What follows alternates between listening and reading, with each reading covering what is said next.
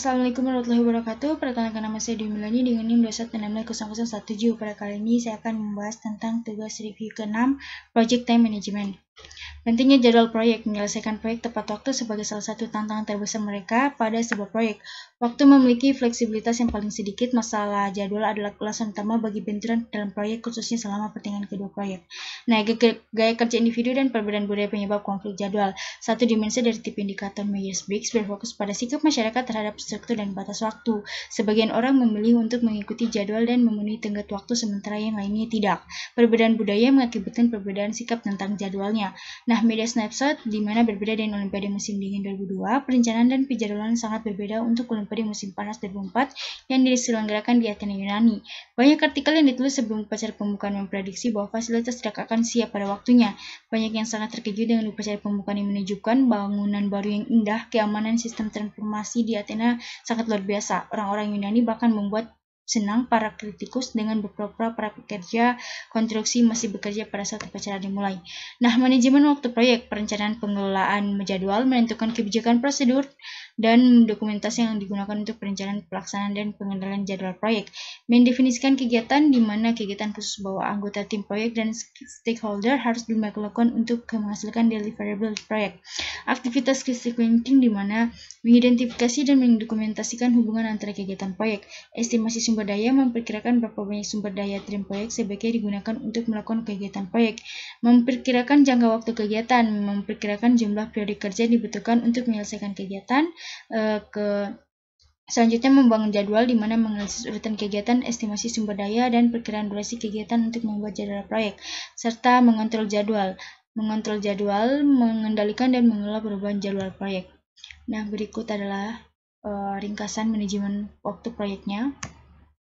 Planning Schedule Management. Tim proyek menggunakan pertimbangan ahli teknik analisis dan rapat untuk mengembangkan rencana pengelolaan jadwal. Sebuah rencana pengelolaan jadwal meliputi pengembangan model jadwal proyek, metodologi penjadwalan, tingkat akurasi dan satuan ukuran, ambang batas kendali, aturan pengukuran kinerja, format pelaporan, serta deskripsi proses.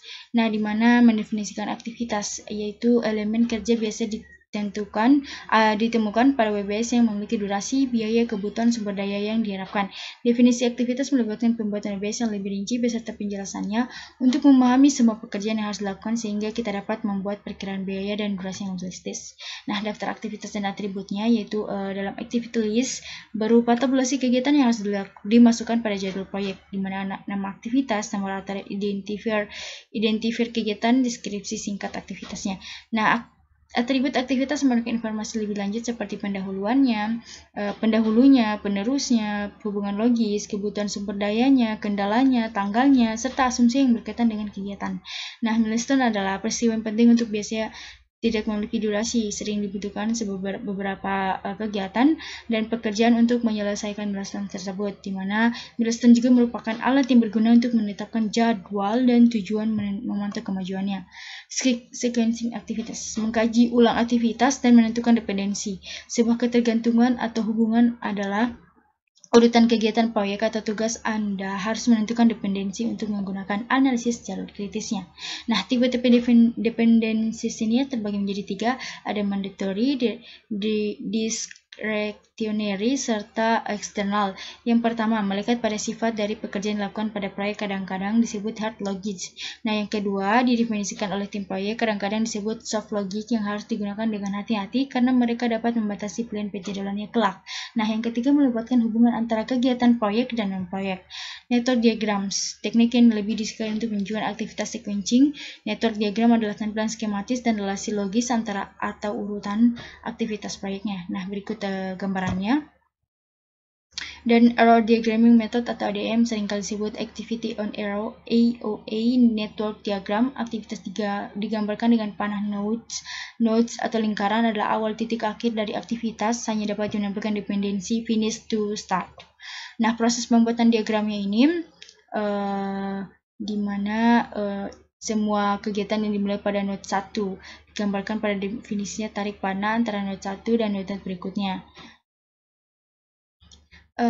Precedence Diagramming Method. PDM, aktivitas menggambarkan dengan kotak, panel menggambarkan relasi antara aktivitas. Lebih populer daripada metode EDM dan digunakan oleh perangkat lunak manajemen proyek lebih baik dalam menampilkan berbagai jenis dependensi. Nah, berikut task dependency types-nya. Contoh PDM method diagram.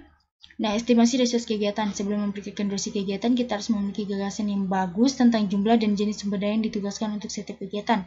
Sumber daya manusianya, peralatannya, materialnya. Mempertimbangkan isu-isu penting dalam mengestimasi sumber daya seperti bagaimana sulitnya akan melakukan kegiatan tertentu pada proyek ini, pengalaman organisasi dalam melakukan kegiatan serupa, apakah sumber daya yang diperlukan itu tersedia.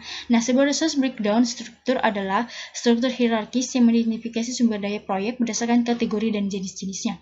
Nah, estimasi durasi kegiatan, di mana bekerja pada kegiatan ditambah waktu yang telah berlalu. Effort adalah jumlah hari kerja atau jam kerja yang membutuhkan untuk menyelesaikan tugas. Effort setiap durasi pekerjaan biasanya tidak sama. Orang yang melakukan pekerjaan harus membantu membuat estimasi dan seseorang ahli harus mengkajinya. Estimasi 3 point, di mana estimasi mencakup kemungkinan besar dan perkiraan pesimis serta perkiraan optimis, seperti 3 minggu untuk optimis, 4 minggu untuk yang paling mungkin, dan 5 minggu untuk yang estimasi pesimis. Telepon estimasi diperlukan untuk PERT dan simulasi Monte Carlo. Membuat penjadwalan menggunakan hasil dari proses manajemen waktu lain untuk menentukan jadwal awal dan akhir proyek. Tujuan utamanya adalah untuk membuat jadwal proyek yang realistis yang menyediakan bahan untuk pemantauan kemajuan proyek berdasarkan dimensi waktu proyek. Tools dan teknik penting diantaranya adalah Gantt chart, analisis critical path, dan penjadwalan critical chain dan analisis PERT. Nah, Gantt chart di mana menyediakan format standar untuk menampilkan informasi jadwal proyek dengan daftar kegiatan proyek yang berhubungan dengan tanggal dimulai dan diselesaikannya dalam format kalender simbol yang digunakan diamond hitam, batang hitam tebal, batang tipis horizontal, serta panahnya. Nah, berikut adalah Gantt chart for project-nya. Ini peluncuran untuk software-nya.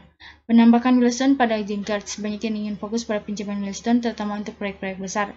Milestone menekankan peristiwa penting atau prestasi pada proyek. Secara normal, membuat milestone dengan cara memasukkan teks berdurasi 0 atau kita dapat menandai setiap teks sebagai tonggak. Nah, smart kriterianya, milestone harus spesifik, measurable, achievable, realistic, dan time framed. Contoh tracking Gantt chart-nya. Sekian dari saya, lebih dan kurangnya mohon dimaafkan. Wabillahi taufiq wal hidayah. Wassalamualaikum warahmatullahi wabarakatuh.